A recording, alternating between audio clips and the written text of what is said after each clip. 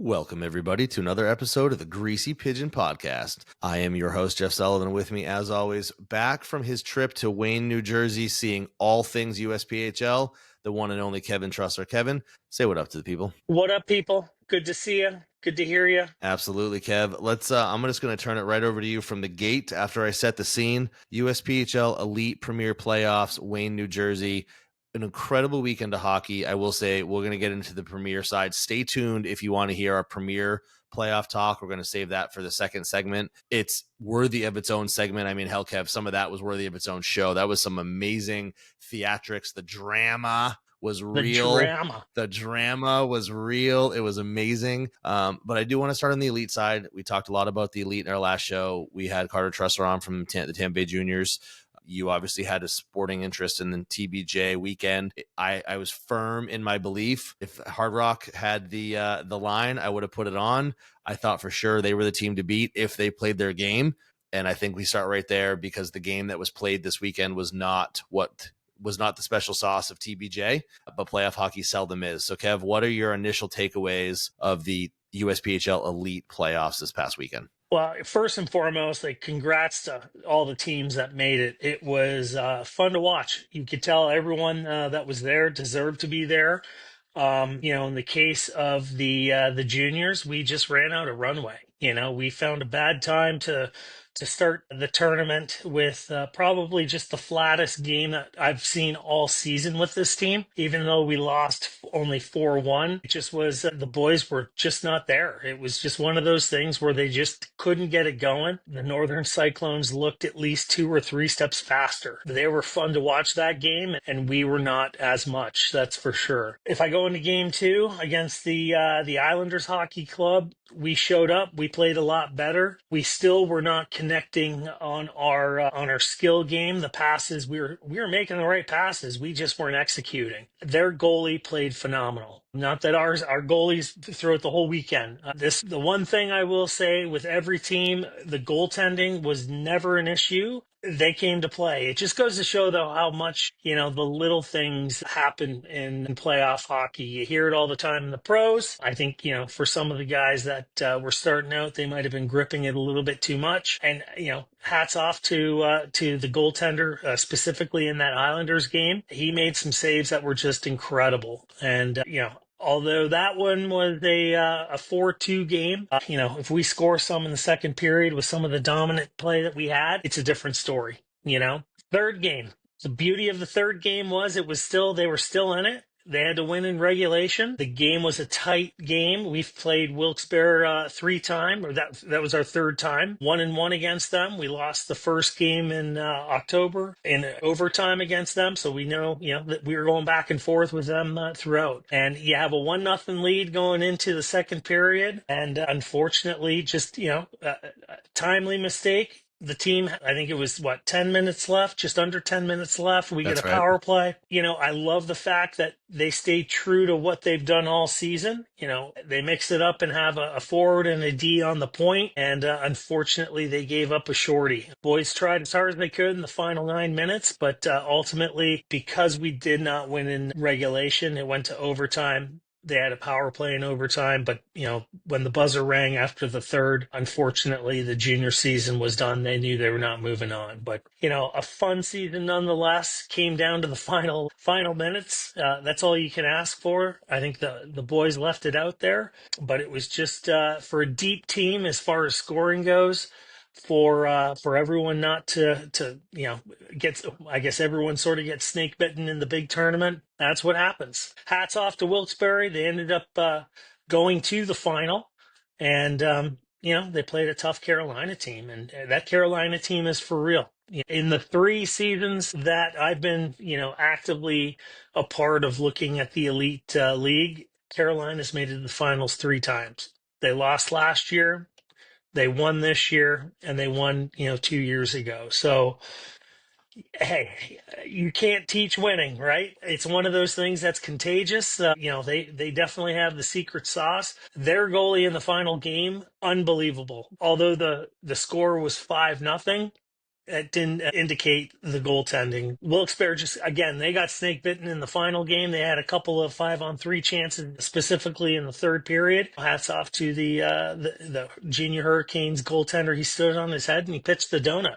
What a way to end the season. So long-winded, obviously exhausted. It was a lot of fun to see. Happy for all teams involved. At the end of the day, only one team wins. So I think everyone, if you're not that one team, you're going home with some disappointment. Absolutely. And the Islanders goaltender you're talking about is Taggart Tamburo, plays for Islanders Hockey Club. He is a 2004, so an age out. So one of his last games that he got to play that game, and did play well, as you mentioned. And to your point about the junior Canes, been there a million times, 3 times in a row. Clearly they know what they're doing. Clearly the coaching staff over there, I'm trying to find his name real quick. Brad Gaylord is the coach over there in Carolina. Obviously knows how to put a winning team on the ice, knows how to do what they do well. Something else, we touched on it a little bit with Carter in our last episode, referencing specifically their first game opponent, right? And their first game opponent ended up being the Northern Cyclones out of New Hampshire, right? We talked about how they were the defending champion in the Elite Division. They lost their division, which kicked them out of the automatic bids, but because they were a high-ranking team still, and we talked about that, they were not a traditional wild card. They were ranked higher than a lot of the other teams that won their division. They come in as the 6th team, and they probably had some anger necessarily, or at least bulletin board material, put it that way, going in as a number 6 seed. And you said you heard some rumblings around the rink of them about being a 6 seed. Some of their parents felt disrespected and how they were better than that. And I think it's true. They were a better team than some other teams on there. And that goes to show, and that showed, I should say, because not only did they beat TBJ, the number 1 seed, right? Again, on paper, we're talking 1 versus 6. In reality, they're not a 6 seed, but that's how it played out. So they beat the number 1 seed on game 1 Friday, and then they go on a run the weekend, Kev, and they make it all the way to the semifinal against the eventual winner, right? So I guess that would have been the rematch of last year's final. And that game was, 5-3 is what I was trying to say. 5-3 game. But it was a 4-3 game. The Canes scored an empty netter with 9 seconds to go. So it was a 4-3 game late into the third, and it looks like the Canes scored 3 of their 4 goals in the third period. Like, Cyclones were up 2-1, and then they go down 3-2. The Cyclones were that close, it looks like, to going back to the finals and defending as the air quote wild card team. I mean, you were there in person. That team was not. That's a bad way to phrase that team in the way the USPHL did their playoffs on the elite side, I feel. Yeah, no, it was interesting. And that game, I watched a lot of it. Cyclones came out and they scored 2 quick ones in the first against the Canes. And, hats off to the Canes, again, eventual elite champions for the 24-25 season. For them to not have quit and just continue to keep pushing and persevere. And, third period, you still got to play, and I think, if I'm the Cyclones playing Monday morning quarterback, they probably went to maybe more of a prevent defense early on than what they might have, think that if they were to do it over again, I think maybe they would have pushed it a little bit more to continue to play that game that made them successful. But again, easier said than done when, you get 3 days to let it digest and you go watch a little bit of the tape. And, again, Carolina persevered, didn't quit. A lot of teams, they'll fold their tent, specifically being down by 2 early and, continuing to push and not get that equalizer and, ultimately pulling it out at the end. So that could have been the final by any means. And, the Wilkes-Barre and the Islanders Hockey Club, that semifinal, the irony is I think Islanders had Cyclones number all season. It was one of those matchups where they just seemed to squeak out wins against them.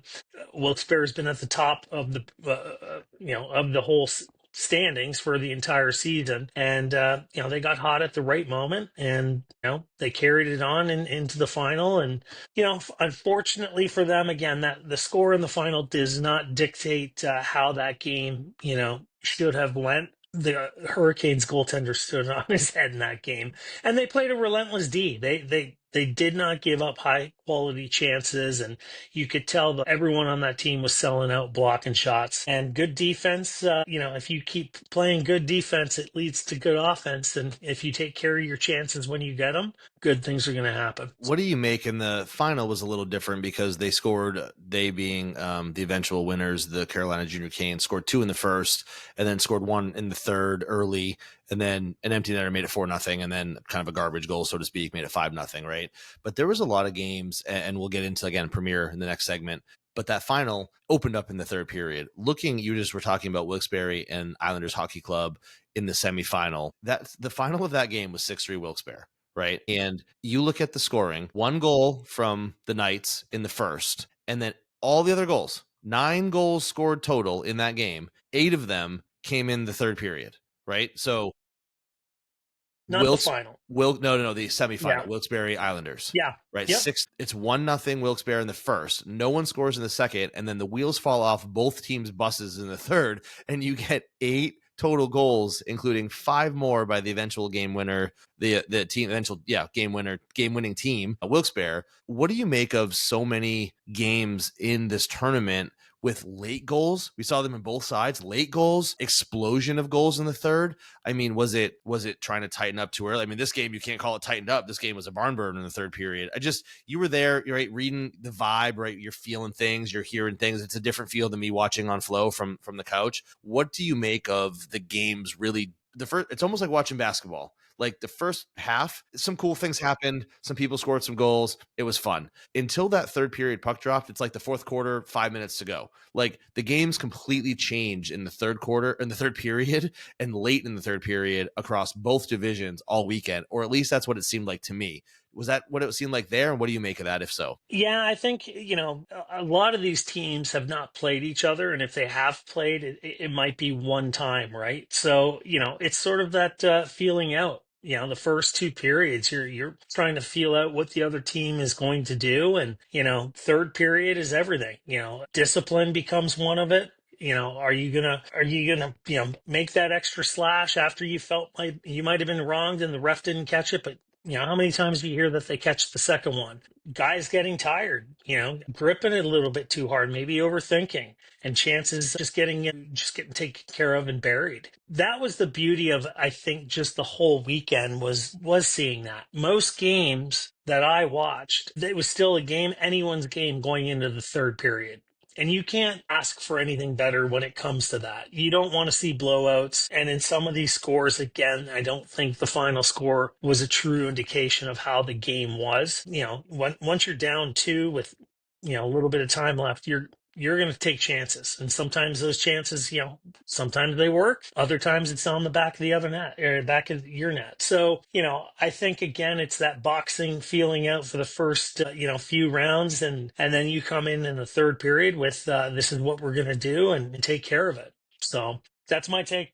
I don't know. Again, it was fun to watch. Wayne, New Jersey put on a really good show. I mean, the rink, I was very impressed with the rink. 3 good sheets as far as spectating goes. Fantastic. It was great to, you had no issues whatsoever watching, watching the teams play. And what was cool was NCDC actually had a camp going on up there. So, be able to see some of the kids trying to make a squad all ready for next year, being at those skates and trying hard, that was neat too. And it's interesting, and I don't want to go too far down this road because it's really a minutia thing, but I did think of that over the weekend. They talked about that on Flow a few times, and the USPHL really promoted that camp, right, and get the eyes and whatever. Per their own rules, you can't recruit for next season until the season ends. So typically at these combines, and this happened to Sully, and I know it's happened to Carter, when you're there, coaches are asking, they're talking to you on the bench, and they're talking to you in the room, and they're pulling you on the hallway, and hey, where's mom? Where's dad? Like, we want to talk to you. I mean, any of these, now, if you're not on a current team, then I think it's wide open. Like if all these kids that are there are trying to get into the USP, then have at it, a fair season.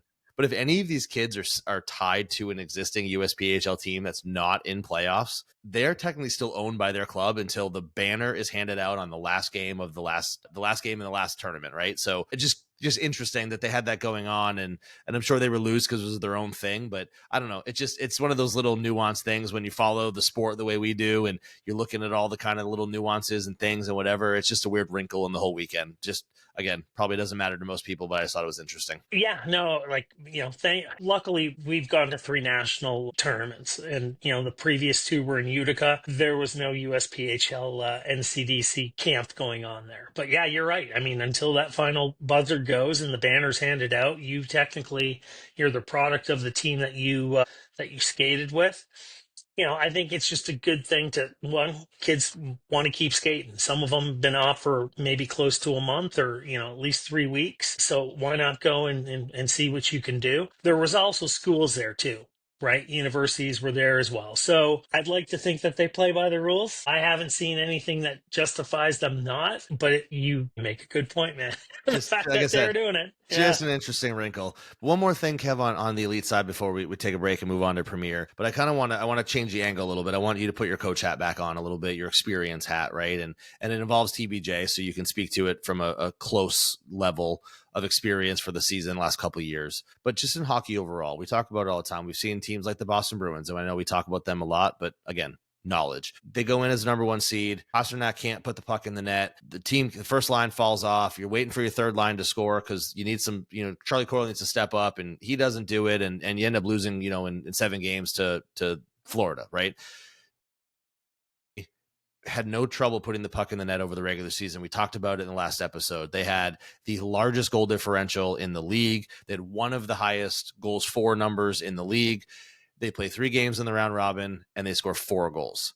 Now, playoff hockey always tightens up. Happens to the Bruins, happens to the Penguins. You've seen Sid the Kid get locked up in playoffs. I mean, ask Austin Matthews and Mitch Marner how scoring goes in the playoffs, right? So it happens. But from your standpoint, tie this to the youth side of our game, right? The parents that are listening that have the kids that are in travel hockey, or the kids that are listening themselves that are trying to get from travel into juniors, or those junior players that listen to us.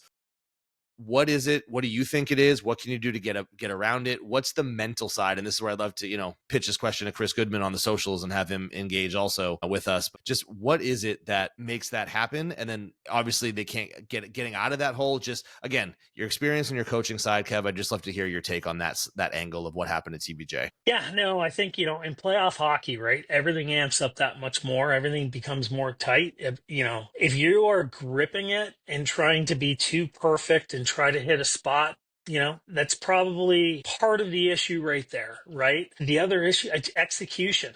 When you get a chance or your team gets a chance, and I'm not saying every time, but, breakaways, you'd like to think that you're going to go at least 1 for 3, maybe 1 for 4. When those don't go in, when pucks are hitting the knobs of the stick, or defenders, you have a shot at a wide open net and the defender comes in and just gets a piece of the stick on it. I think it's just that compete and bear down, and that's when we talk about traffic in front, get pucks on net and pound in the rebounds, right? It's no different at any level. There's going to be guys, sliding, blocking, doing everything they can. The key is get pucks through, and then you got to have that net front presence to be able to pound and put it out. But on the flip side to that, just think about it. Defense ramps up that much more. You've got another team on the other side that's, committed to playing D. You've got goaltending that, look, there might be some mental lapses throughout the season. You got 44 games. Here, it's do or die from when you start, right? It's 3 games round robin, the way they had it set up. You might be able to lose 1 game. In our case, we were able to lose 2. And still have an opportunity to move through. That normally is not the case. You lose 1, then you're fighting for your life. But I think it's trust in the practice that you did. It was one of those where execution was the theme for specifically the elite team this year. We'll say the first 2 games. It's like they were looking to make the right play. They just didn't execute it. And as a coach, you try to say, don't let the moment get bigger than what it is. Trust in the reps that you've done, and it's easier said than done. When the game is sped up that much more, it makes it that much more difficult. The longer you go without scoring when you know you have the chances, it's tough to stay loose and stay, you're gripping it that much more during those times, and probably overthinking, I was always a big advocate of just like, don't think, just play, trust your instincts. And, again, luck has to be part of it.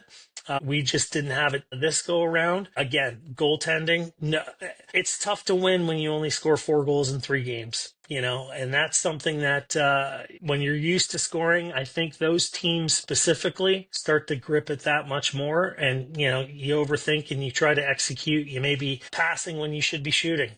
Keep it simple, stupid. Just put pucks on net where the goalie's going to give up a rebound, and then you got to crash it. And special teams is a big thing too. You got to be able to execute on the time when you get the power play. You don't have to be perfect. And it's funny because we're Bruins fans, and on that cup run that they when they actually won, they were horrendous on the power play. That is correct. That's normally 0 for 37 at one point in that playoffs. It was, yeah, that's just not normal though, right? But to if you can play 5-on-5 and win those 5-on-5 battles, and then get a couple when you're up a man, it becomes that much looser. Yeah, it's one of those. Whenever you see the President's Trophy go out, in the first round, you just sort of scratch your head and say, what the heck happened? Everything was rolling for 82 games, and to lose in 7 and sometimes 4, getting swept, it's nuts. And that's the beauty. That's why I love playoff hockey.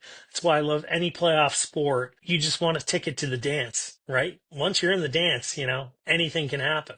So you got to play the games that are put in front of you. Regular season doesn't matter once the playoff starts. And as the USPHL Elite Bracket showed us, there are some good teams spread out across this country. Some are getting better. Some are cementing themselves as just the GOATs of the Elite. Carolina Junior Canes, 3 years in a row in the final, 2 out of the last 3, excluding last year, winning the whole thing with a shutout to boot. From where we stand, it's unfortunate that TBJ couldn't pull off. We have talked about them pulling off the double banner. They couldn't pull off the elite side as a number 1 seed. Great season from TBJ. Great season from all teams involved. Congratulations to make it that far 3 years in a row. And the only organization that sent 2 teams this year was the Tampa Bay Juniors. So a lot of good things coming out of Wesley Chapel, a lot of good things still to come. I know that Kuba and the Strats will put together one hell of a program for both sides next year. I know they'll be back. The Florida division is getting deeper with the addition of the new team.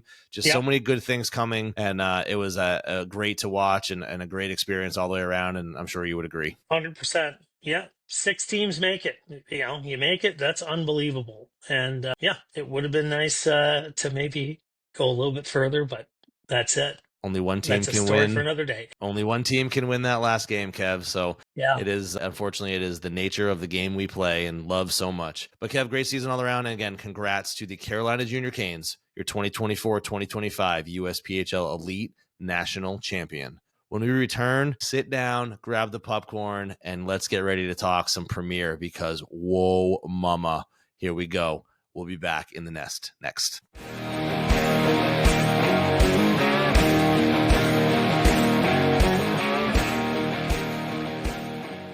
Welcome back, everybody. We wanted to get into the premier side of the USPHL National Championship weekend because I said it as we cut out of the last segment, and I'll say it again. Whoa, mama. Was there some drama? Was my blood pressure up real high on, would that have been Saturday, I guess? Yeah, Saturday, right? Thursday, Friday, Saturday. Sunday was the semis. Monday, yes, Saturday. There you go. For those of you that don't know the days of the week, I just helped you out there. Watching the round robin. So let's reset again, right? I mentioned it last week. It is kind of mind pretzel, but essentially it was 6 teams in Division 1. It was 4 teams in Division 2. There was really no rhyme or reason to where they put these teams. Come to find out, looking at the records, they kind of just threw them in a blender. The top 2 teams out of the 6-team division made it through automatically. The number 1 team out of the 4-team division made it automatically, and 1 wild card from anywhere.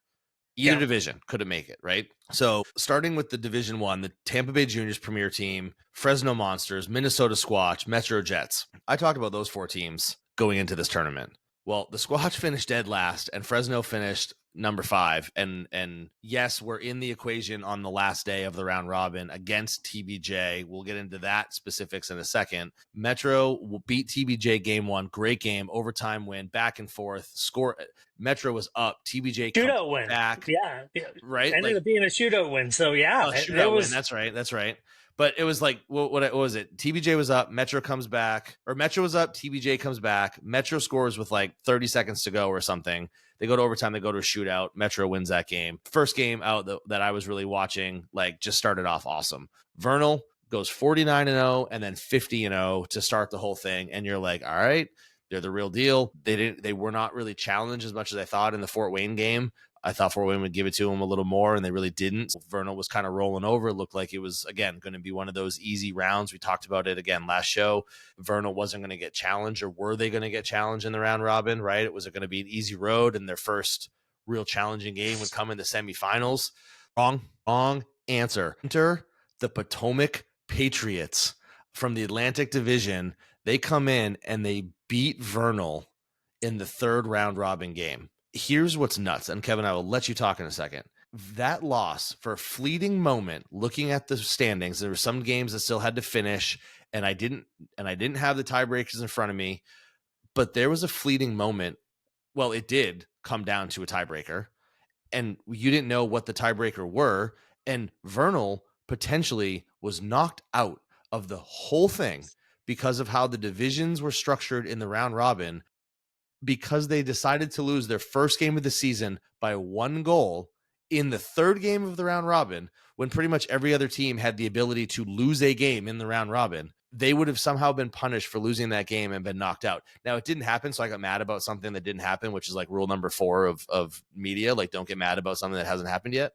But I was so mad that was going to happen, and it didn't happen. And Vernal makes it through to the semifinals along with Springfield, TBJ, and the Potomac Patriots. But for a moment, it looked like it was going to happen. Vernal was challenged in the round robin. Before we go into the semifinals and finals, Kev, what did you make of seeing Vernal in person out there? What did you make of TBJ's games in the round robin premier side? Just the premier game seemed so much faster on TV than I remember seeing it. Just what do you make of what it looked like on the premier side for Thursday through Saturday? The transition in those games was just unbelievable. And the skating, just the puck awareness, the skill through the roof. And you're right, that whole round robin setup, and I didn't understand it either. Like, you think about it, TBJ had one of the final games on Saturday against the Fresno Monsters, right? At that time, TBJ had 4 points, win in regulation and a loss in a shootout. Fresno had 3 points at the time. They were 1-1. What happened in that game was absolutely ridiculous. If you look at the box score, it's nuts, because TBJ was down by 2 goals with less than, I think, 5 minutes to play. They score, next whistle, they almost score. Somehow they find a way to tie it. They get a penalty in the final minute. Now, keep in mind the tiebreakers and how it goes. Both of those teams needed to win in regulation in order to move on into the knockout stage. So Fresno, with the man advantage, decided to pull their goalie. And somehow, some way, TBJ was able to pot an empty netter with 5 seconds left to essentially become the number 1 seed in Division 1 and move on into the final, or move on into that knockout stage. That knocked out the Islanders, and it was the Islanders who were knocked out. And for a fleeting moment, you had Fort Wayne and you had the Metro Jets at 5 points. That game goes to overtime. Either one of those teams is in. Right. And it changes the whole thing. I mean, it's 2-2 after the first. It's 3-2 Fresno after the second, 4-2 Fresno in the third, as you mentioned, right? TBJ, and that 4 minutes into the third, it's 4-2 Fresno. TBJ doesn't score their third goal until 15:39. 4 minutes and 21 seconds left in the game. They get a power play goal to now make it 4-3. And then 2 minutes later, 17:27, Ani Pukkanen makes it 4-4 with 2 minutes and 33 seconds left, right? Now, all that goes down, to your point, the penalty. Jason Johnson gets an unsportsmanlike at 8-2, must absolutely make Philip Kuba's skin crawl. You take an unsporty with 2 minutes, a minute and 90, 58. I did the same thing. A minute and 58 seconds left. You take an unsporty in your last round robin game to put your team down when you need a win. And like, now you're thinking you have to pull your goalie, right? while you're on the PK just to match the numbers. And then talk about damned if you do, damned if you don't. Fresno gives you the empty netter. I mean, Kev, let's take a left turn. A few years ago, I'm coaching with Sammy Terho, Greasy Pigeon Nest guest Sammy Terho. We're in some tournament on President's Day weekend somewhere, and we lost 2 games. We won 1. We're hoping for that 4 seed, and the 2 teams that are playing the last game of the round robin are playing at 5 o'clock at night, and the only way our team makes it in is a 0-0 tie, and one of those teams needs a win in regulation to win. So fast forward, it's 0-0 in the third period. 0-0 never happens. Then the team that needs the regulation win to make it in over us pulls their goalie. So now the other team's got the wide open net. They put it in, make it 1-0. We're out. No one scores. The game ends 0-0. We make it through. It doesn't matter. We don't win anything. But the fact that it happened, right? So fast forward to Fresno. Why does that matter? You need to win in regulation. If they win in regulation, they're through anyway. But at that point, you don't care about what the other team is. You only have one result that matters to you. So you pull your tendy, and the other teams watching you from the stands immediately start pulling their hair out, Islanders and the Metro Jets, because they know if that puck ends up in the net, it's game over for them. And they had to have been watching that clock thinking, we're going to get away with this. We're going to get away with this. We're going to get, and 5, to your point, Augie just pops out of the blue, and it, and of all I people, think it was Augie that puts it in the empty netter with 5 seconds to go, like ripping the heart out of 2 whole teams. Yeah. Plus Fresno that's on the ice with them. Like, again, drama-filled Premier side, and that was just one example. But holy crap, were you in the building for this game? No, I was not. I was actually watching it live on Flow Sports. A couple of the parents and I were watching glued in. I know there were a number of the elite parents were there, and they said it was Medlem. It was crazy. And they did talk on Flow a lot about how they were so happy and like happy to see the elite team. I think both teams supported each other throughout the weekend, but they specifically talked about it a lot when the Premier team was playing, that the elite team was so invested in what the Premier team was doing, and they loved to see that organizational support. And I thought it was a cool thing to point out because you could hear the cheering in the rink. You didn't know where it came from. And then every so often the camera would catch this row of bodies against the boards, and it was the elite team. And I'm sure, like I said, I'm sure the Premier team was doing the same thing. So just great to see from that standpoint. And Kev, that round robin was just one example of what set us up for Sunday and Monday, the semifinals and the finals, right? So fast forward, Vernal does make it in, as we said. They end up as technically the 4 seed. So again, number 1 overall, makes it in on the wild card, air quotes, wild card setup. 5-second empty netter. Yeah. Yeah, makes it in on the wild card setup because of all that plays into it. And they get TBJ, who goes in because of the 5-second empty netter as the number 1 seed, right? So now you've got TBJ against Vernal in that game. And this is where, and to all my new friends at Vernal that took me up on all the bets about calling for choosing the field and not choosing Vernal, to all my new friends in Vernal, holy crap, do you guys have a team? Yeah. Like, fast. I was in the building for that one. Dude, on TV, they looked fast. Unbelievably fast and just smooth, man. I mean, I thought our Premier team, again, I don't think the score dictated really what the game was because, they had a lot, TBJ had a lot of chances. Vernal they had a chance, they put the puck in the net. Well, Kev, I'm gonna interrupt you for a second because I did watch the game again on Flow. Your goalie got pulled. Again, that's not a knock that it was his fault. The pucks went in, right? Seldom they have to go through 5 other skaters first. We say that all the time. It was not the goalie's. He played the first period and then got pulled 5 out of 9. 5 saves out of 9, right? Gave up 4 goals on 9 shots, 4 goals in the first period, 3 goals very early, 107, 439, 925. 10 minutes haven't even gone away yet. And you're down 3-0 against the team that's, the Goliath of the whole division, right? What did that look like there? Was TBJ not ready to start? I know one of the goals, I think the third one was like a 2-on-1 with Ronnie Alanko standing at the top of the crease by himself, and that guy's got 1,000,000 points this year. He's not going to miss. Like, again, I don't think it was the tendies' responsibility to bail out the team. You love it when they do, right? But that's not his job to be the god hero. His job is to save pucks. Like, I get it. We're being there and watching it. What led to just the onslaught that started that game for Vernal, in your opinion? 5-on-5, they control the play.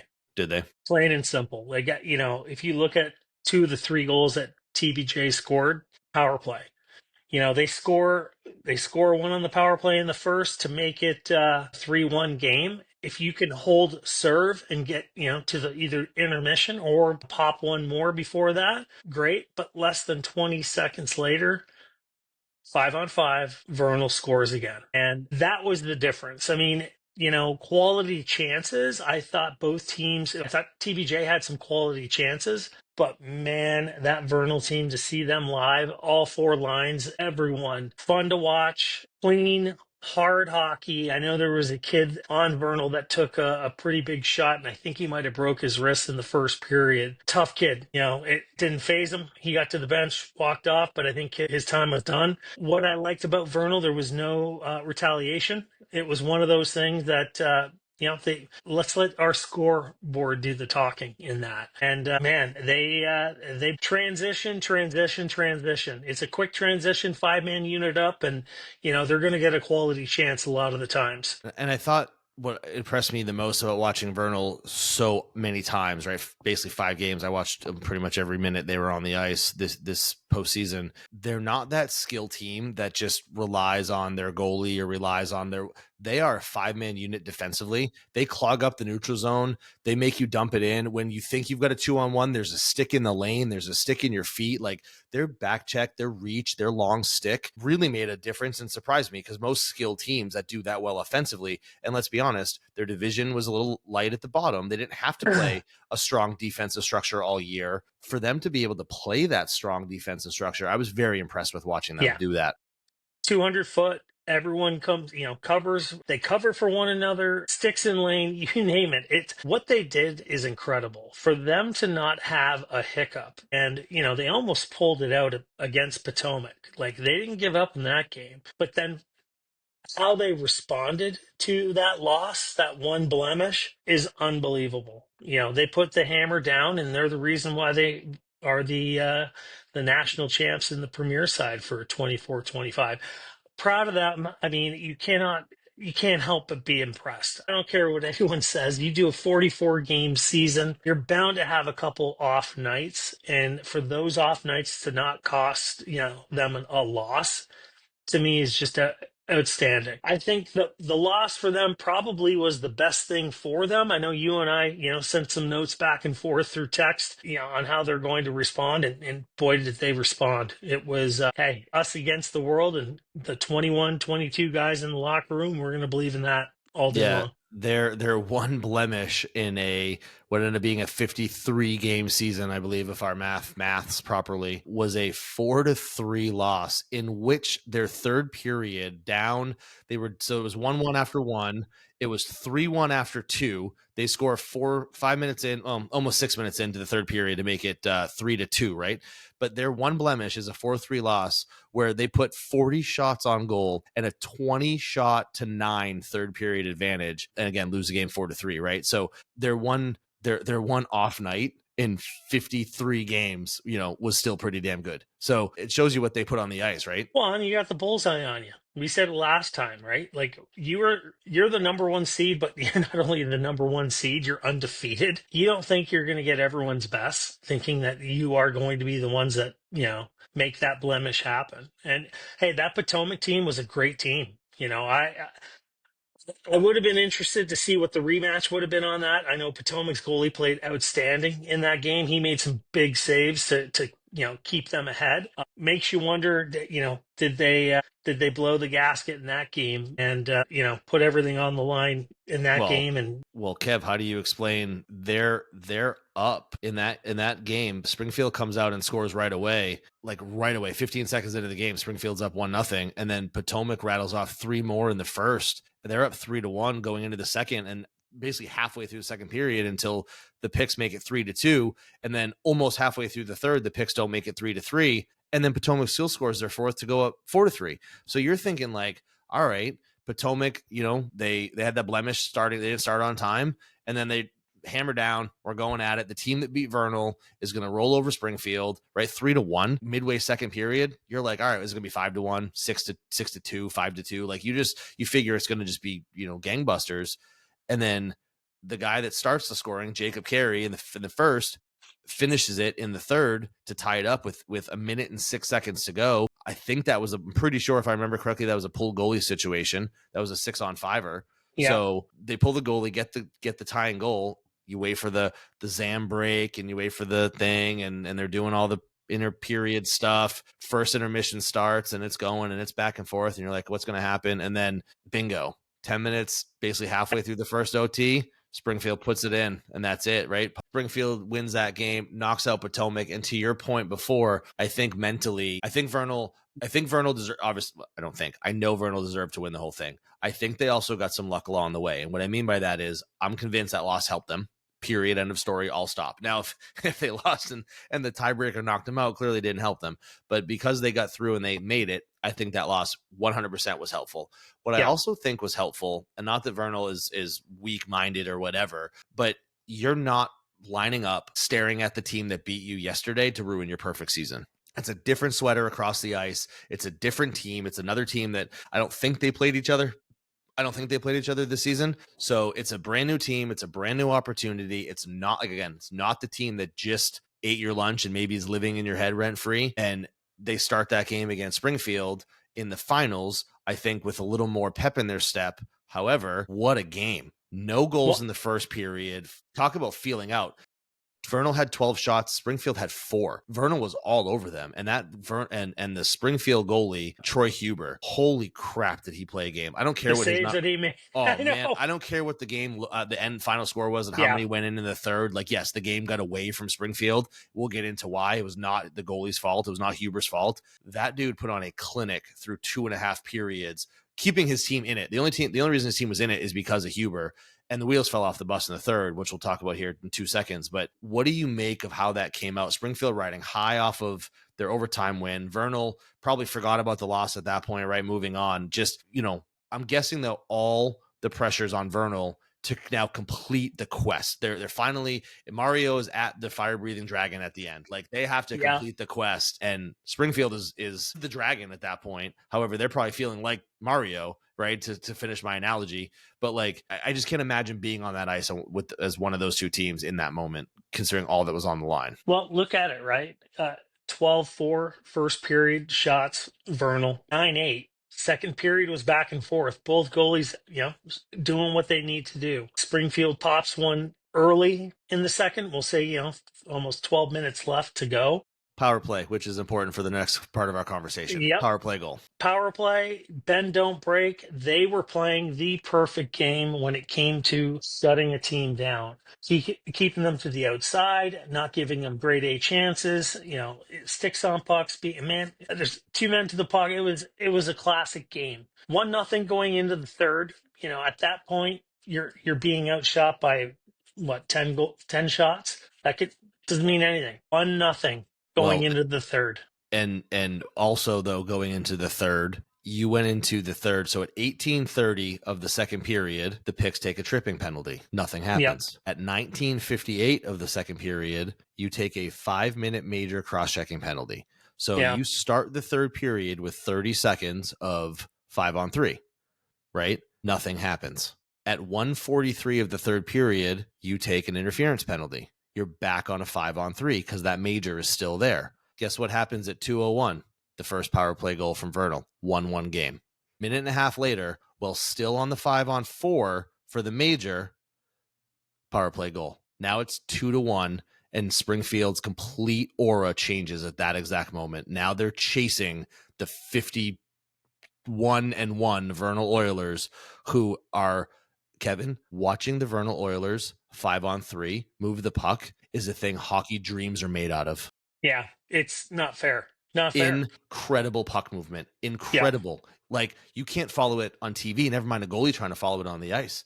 The guy's silky hands, crisp passes through the legs of guys, tape to tape. I mean, it is things we dreamed of with our U16 team trying to get pucks across, catch a pass, damn it. Yeah, they catch them and move them so fast. Like, just the whole thing to watch was incredible. And Springfield, you thought maybe learned their lesson on, hey, maybe let's not go down, let's not give them too many power play opportunities anymore. And then they come back 6:40 to the third and tie it up. Now it's 2-2. Power penalties have quieted down. Everything's good. 2-2 game. We're rolling, right? Kev, the wheels off the bus in Springfield. I don't know Like what happened. I watched what it. happened was frustration Yeah. because at 10:41 and 10:57, normal 5-on-5, Vernal Potts 2. Now it's 4-2. And Yeah. then it's unsportsmanlike conduct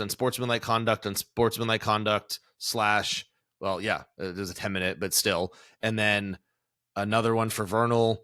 No, that's 7 minutes left in the game. And then That's another 7 minutes. It's unsportsmanlike, 2-2. correct. Yeah. And then a roughing. And they score 2 more power play goals at 12:32 and 13:33. 4 power Yeah. play goals for Vernal in that game. What's the headline? Special teams earns Vernal the national title. Well, All snap. discipline right there, right? If you look at it from the other side, what cost you the national title? The lack of discipline. You play a perfect game for, I'm going to say, 39 minutes and 58 seconds. Good math, yeah. And one of those where the 5 minute major cross checking, look, wasn't there. I get it, but emotions, you can't let your emotions get the better part of you. Dude, your stat line is 4 for 11 on the power play in a national title game. 4 for 11. Holy crap. Yeah.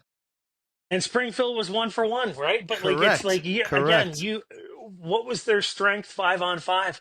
They were playing great 5-on-5 hockey. And, that's one, Monday morning quarterback. I'm sure the whole team's going to look at themselves in the mirror and be like, what happened? We just unraveled. Correct. And, I used to say, hey, you don't like that someone does to you. Hockey has a fun way of, you're able to get back at a later date. Be an elephant, take the number, call it later, but don't do it at a moment where you're going to make yourself bigger than what the team is and put your team down. Well, it Easier changes. said than done. It is, and it Easier changes said. the whole game. 48 shots for Vernal versus 22 for Springfield. You can't play the whole third period down 2 guys, right? Never mind on a power play or a regular penalty kill anyway, but you're down 2 guys for most of the period, and then the momentum builds, the puck starts going in the net. Vernal's going to start loosening their grip. They're starting to feel it. They're starting to get their game back. You could see it in the way they played. The puck movement got crisper. They got lighter. They were okay to dump and chase. They were playing better. They always had 2 guys. Every time the puck went down the ice, there was 2 orange shirts behind them. Like, they were always in the right position. Springfield then is going to start to push. They're going to start to grip. The whole thing just changes. And now, because of discipline, you're playing catch up. In Springfield, you got 9 minutes and change where it's 2-2, right? Right. Yeah. If anything, play your defensive style, be relentless, bend, don't break. Overtime's not a bad thing. I know that's still 9 minutes and change left, and I know there's kids that I coach they drove them nuts.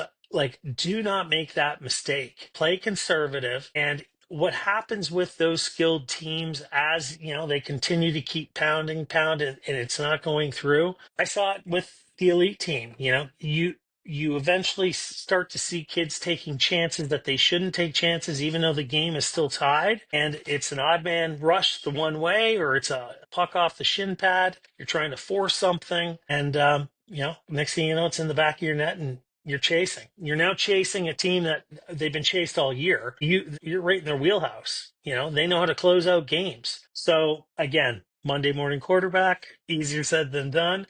But I would like to think, if I'm the coach and the players there, let's bend, not break. Let's keep it all to the outside. Our goalie clearly is on. He's making the stops that he needs to make. And then we'll take our chances with hopefully a bounce going our way and shut the door type of deal. But again, hats off to Vernal. The better team won, heads and tails. They are an unbelievable organization. The interactions that I had with some of the kids throughout the weekend was very positive. It was a good organization. And, again, for those young men to be able to keep their heads on straight for the whole season and not slip up, not just once when it counted. They had one. That's not a hiccup in my mind. Being undefeated is unrealistic. Agreed.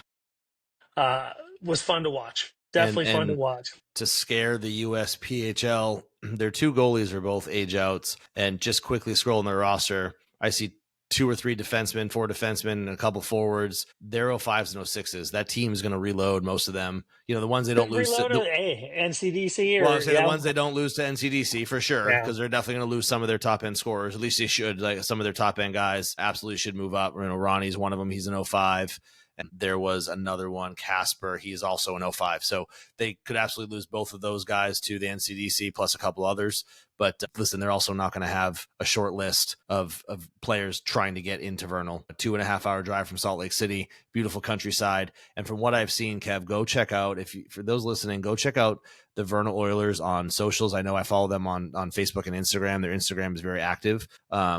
They 1,000,000% love those kids in that town. They had a parade, lined the streets. The kids piled onto a city fire truck, drove through town with a banner. People, and not just like 5 people, like people were out. The town was out supporting these kids. They sell out every game. They had watch parties that had more people in their watch party watching on Flow than some of these junior teams put in the rink for games. Like this town is all about the Vernal Oilers, all about the boys. Great community, great hockey town. They said on the broadcast, doing it for the right reason, doing it for the boys, which is what it all should be about.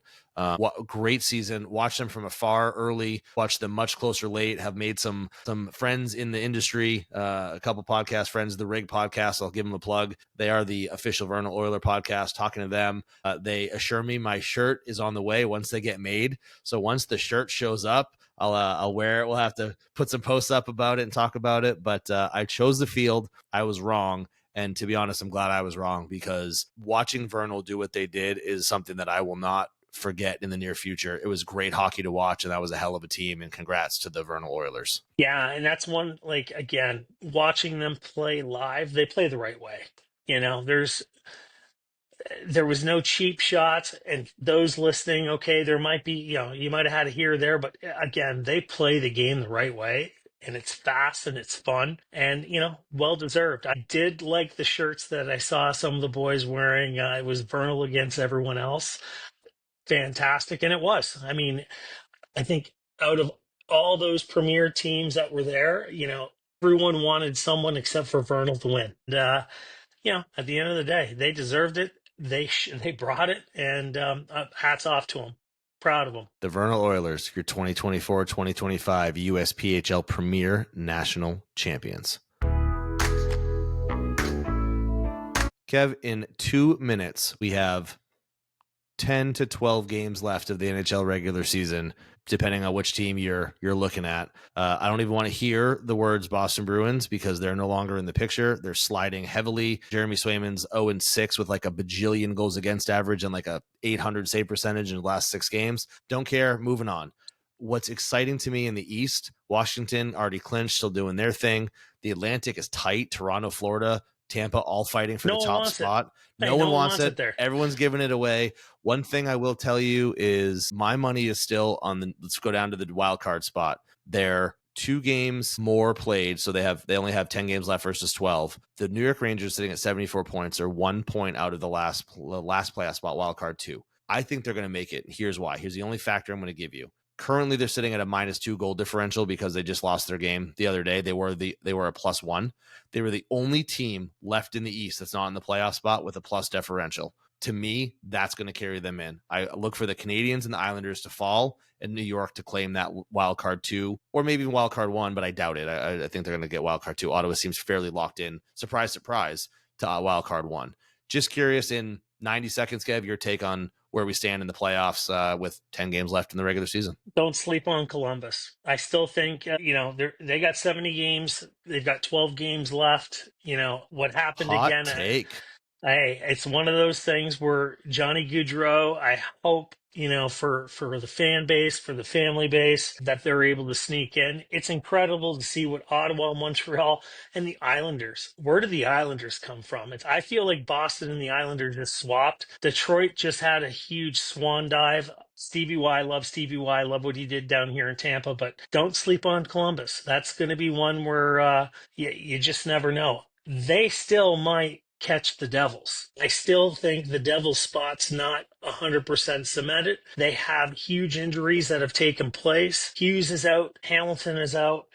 How do they respond in these next 10 games is going to be huge. But the Atlantic, whoever finally takes control of that, that's not a guarantee either, because you're going to have whoever gets that number 2 wild card spot. They've been playing playoff hockey, man, for the last month and a bit.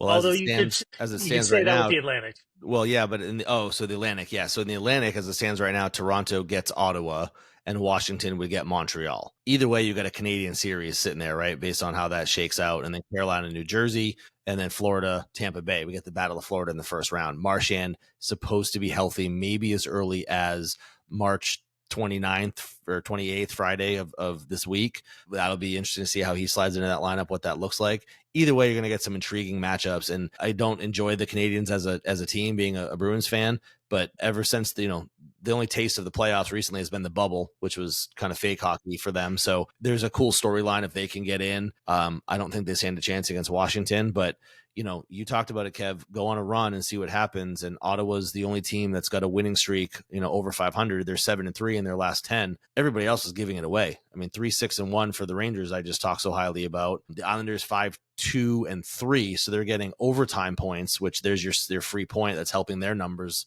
quite a bit. So I don't know, whatever team decides to win 60% of their last 10 or 12 games is going to be the wild card too. Who wants it? I guess we'll have to wait and see what happens. It's fun. Not having a true pony in the race is different, but I think I'll probably enjoy it a little bit more because I'm going to pay attention to more than just one team. And, every game matters. Every game matters. And I said it before, those losses in October become that much more amplified when it gets this time of year, when you're a point or two out. That night off you took in November or December, that becomes huge. So, I love it. I hope it goes down to the final game where there's a lot of moving parts. And we have what happened in Premier and Elite, where maybe you have teams pulling the goalie in regulation because they need a regulation win in order to get in. Drama, as the great Steve Cooley says, drama is real, and we are here for it. Kev, another great show. Congrats to all teams involved in the USPHL. That season is over. Close the book on 24-25. It is now off season. It is silly season in junior hockey. It is silly season in youth hockey. We're going to get into all sorts of things in the Florida angle and talk to some different coaches, and we'll get Chris Goodman back on, talk the mental side of preparing for tryouts. A lot of good things coming, even though the junior and youth seasons are over. We will get into NHL playoffs moving forward, and we are your source for all things hockey moving into the spring and summer of 2025. Kevin, as always, great job today, bud, and we'll see you in the nest next time. Looking forward to it. Cheers.